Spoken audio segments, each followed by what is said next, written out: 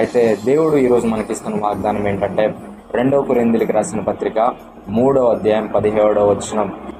ప్రభు యొక్క ఆత్మ ఎక్కడ ఉండునో అక్కడ స్వాతంత్ర్యం ఉండును. ఈ రోజుల్లో మనం చూస్తే చాలామంది చాలా బంధకాల్లో, చాలా సంఖ్యల్లో, చాలా బాండేజ్లో ఉంటా ఉన్నారు.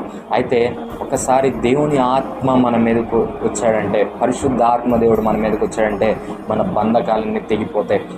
అయితే మార్క్స్ వార్త 5వ అధ్యాయంలో మనం చూస్తే అక్కడ దురాత్మ పట్టిన ఒక వ్యక్తి ఉంటాడు.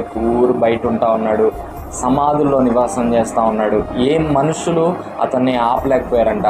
చాలా సంఖ్యలతో, చాలా బంధకాలతో అతన్ని బంధించారంట.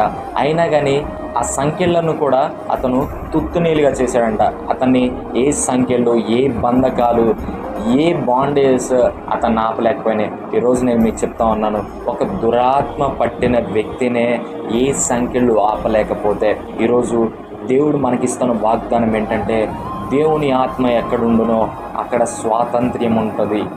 ఎక్కడ పరిశుద్ధాత్మ దేవుడు ఎవరి జీవితంలో అయితే పనిచేస్తాడో వాళ్ళ జీవితంలో స్వాతంత్ర్యం ఉంటుందని దేవుడు ఈరోజు మనతో మాట్లాడుతూ ఉన్నాడు. దురాత్మ పట్టిన వ్యక్తినే ఎవరు ఆపలేకపోతే, ఏ సంఖ్యలు ఆపలేకపోతే, దేవుని ఆత్మ చేత నువ్వు గనక నింపబడితే, దేవుని ఆత్మని గనక నువ్వు పొందుకోగలిగితే నేను ఏ బంధకాలు ఆపలేవు, ఏ సంఖ్యలు నువ్వు ఆపలేవు.